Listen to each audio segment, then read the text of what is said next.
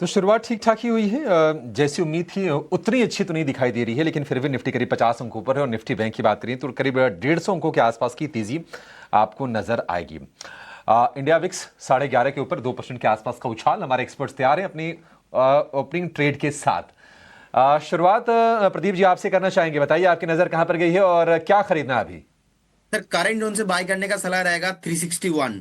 अभी 1215 1216 के आसपास का प्राइस चल रहा है, 1215 16 के आसपास का प्राइस। मुझे लगता है कि इसमें बहुत ही वॉल्यूम बेस्ड बाइंग आ रहा है। करंट जोन से बाय करने का सलाह रहेगा। पहला टारगेट रहेगा ऑलमोस्ट 1240 एंड सेकंड टारगेट मुझे लगता है कि 1280 एंड अबव जाने के लिए रेडी हो रहा है। एक स्ट्रिक्टली स्टॉप लॉस आपको मेंटेन करना है 1180 पे। 1180 पे एक स्टॉप लॉस मेंटेन करना है। इनफैक्ट 1280 एंड अबव जाने के लिए रेडी हो रहा है। 4 से 5 दिन का व्यू लेके चलिए। ठीक है, 4 से 5 दिन का व्यू 361 के लिए नंबर्स इसके अच्छे आए थे और उसके बाद हम देख रहे हैं कि ये रिकमेंडेशन आपके लिए 361 के प्रॉफिट में लगभग 20% के आसपास का उछाल आया था।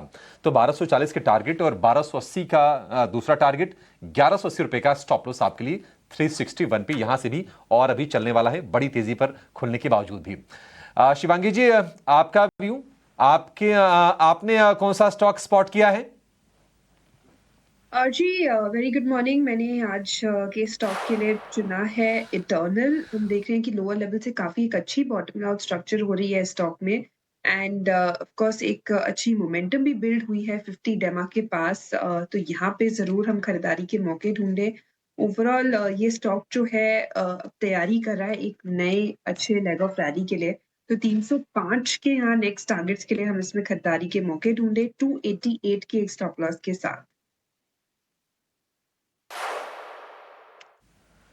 ठीक है, 305 के टारगेट, 288 का स्टॉप लॉस। इटर्नल की शुरुआत कमजोर हुई है, लेकिन कमजोर शुरुआत के बावजूद शिवांगी इस पर बुलिश है और आपको ठीक ठाक डिसेंट टारगेट इसमें दे रही हैं। इन्फोसिस 4% ऊपर, अंदाजा था कि गैप के साथ ही खुलेगा, लेकिन चिंता की बात यह है कि मतलब चिंता क्या, थोड़ा अपॉर्चुनिटी मिस हो जाता है। विप्रो, टेक महिंद्रा, इनके नंबर्स आज आने वाले हैं और नतीजों से पहले ही शेयर थोड़े से गर्म नजर आ रहे हैं। विवेक जी का भी आईटी को लेकर भरोसा कायम है। ये दोनों शेयर 2.5% ऊपर आपको नजर आएंगे, विप्रो के और टेक महिंद्रा के। और टीसीएस में आज 1% के आसपास की गेंस पर आपको कारोबार होता हुआ दिखाई देगा। तो ये कुछ स्टॉक्स। अच्छा, एंजल वन के भी नंबर आए थे, नंबर भी आपके सामने रखेंगे और आप देखेंगे कि 5.5% ये शेयर आपको ऊपर नजर आएगा। ईयर ऑन ईयर अगर नंबर को देखेंगे तो प्रॉफिट में डिक्लाइन है 4.5% की, लेकिन रेवेन्यू बढ़ा है करीब करीब 6% एंजल वन का। और बोर्ड ने 1:10 के रेशियो में स्टॉक स्प्लिट को भी मंजूरी दी है। तो ये करीब 26 रुपए वाला शेयर है, 260 रुपए के आगे चल के ये हो जाएगा। देखते हैं कि प्राइसेस आगे कैसे रहते हैं। एंजल वन को लेकर विवेक जी आपसे राय जानना चाहेंगे, क्या सलाह होगी आपकी सर।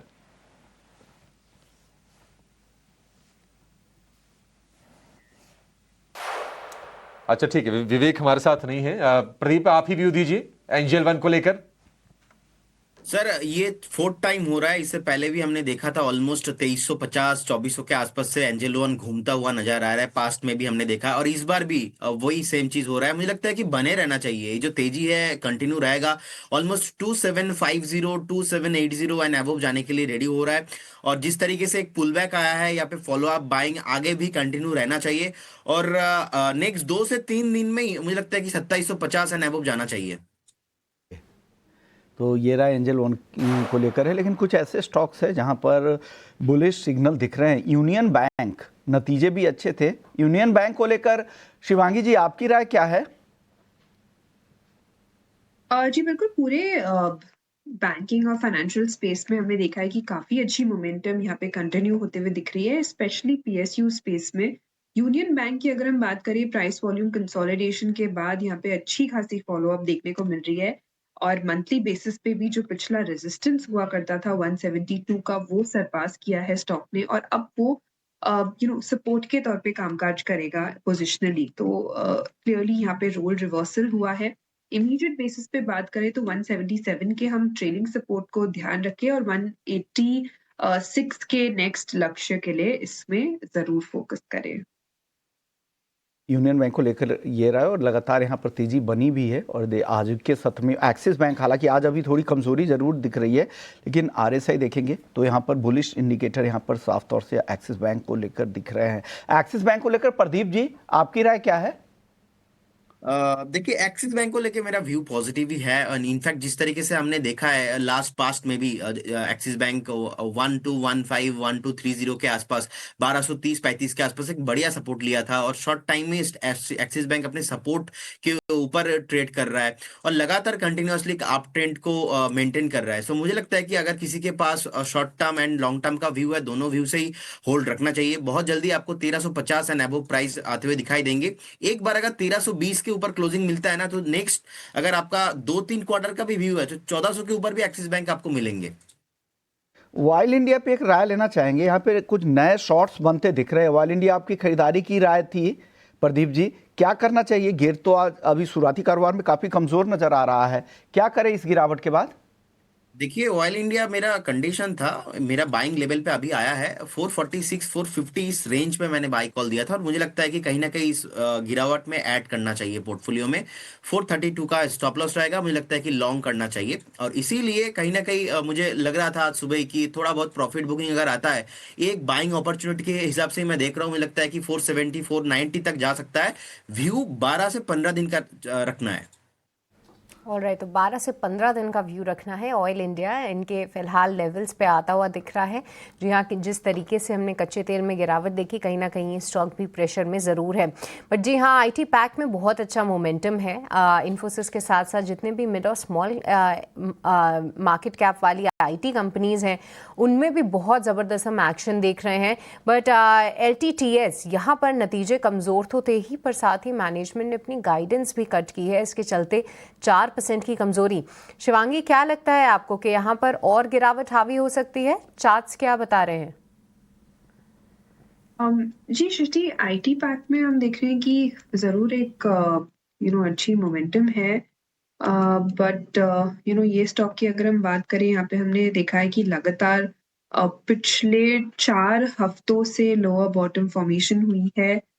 यानी कि हायर जोन्स पे बिल्कुल ये कोई भी फॉलो अप एक्शन नहीं देखने को मिल रहा है। स्टॉक ने लगातार पिछले 2 दिनों से काफी सेलिंग प्रेशर देखा है एंड आज भी हम देख रहे हैं कि गैप डाउन के बाद इंटरमिटेंट सेलिंग बरकरार है। तो मेरी यहाँ पे यही फोकस रहेगी कि यहाँ पे और थोड़ा और सेलिंग देखने को मिल सकता है, वीकनेस बरकरार रहेगा एंड हम यहाँ पे राउंड अबाउट एक्सपेक्ट कर सकते हैं ये स्टॉक 3950 के आसपास मेल्ट हो सकता है एंड यहाँ पे जो अपसाइड है वो 4150 का एक कैप नजर आ।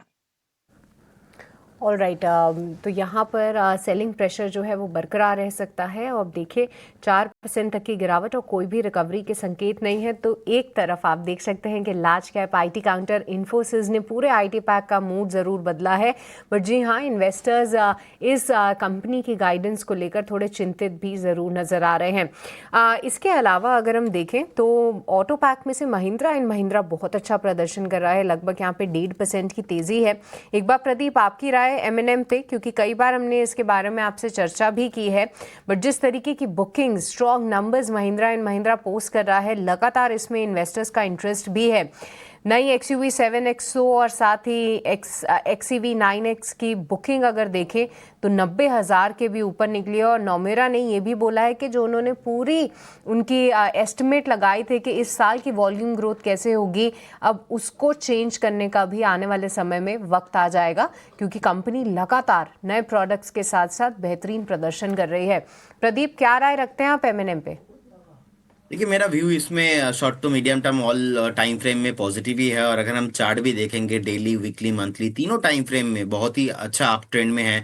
मुझे लगता है कि हायर हाई फॉर्मेशंस जो अभी बना रहा है ये कंटिन्यू होना चाहिए। 3850 एंड 4000 एंड अबव जाने के लिए रेडी हो रहा है। इंटरेस्टिंग फैक्ट इसमें और भी है कि जून 23 से आज तक कभी भी अपना वीकली जो है मूविंग एवरेज प्राइस है उसके नीचे कभी भी क्लोजिंग नहीं दिया है और कंटिन्यूअसली एक अप ट्रेंड में ही रहा है। सो मुझे लगता है कि 4000 जाने के लिए रेडी हो रहा है। अगर किसी के पास पोर्टफोलियो में है, डेफिनेटली बने रहिए। फ्रेश बाय करने का भी सलाह रहेगा। 4000 एंड अबव टारगेट रहेगा।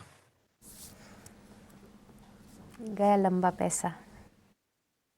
4,000 और उसके ऊपर के टारगेट होंगे महिंद्रा एंड महिंद्रा के लिए। 3,700 रुपए के आसपास के प्राइसेस आप देखेंगे, और थोड़ा समय हो गया जब 3,700 के ऊपर जाकर महिंद्रा एंड महिंद्रा ने नया रिकॉर्ड बनाया था, और उसके आसपास की आपको ये शेयर ये थोड़ा सा घूमता हुआ नजर आएगा।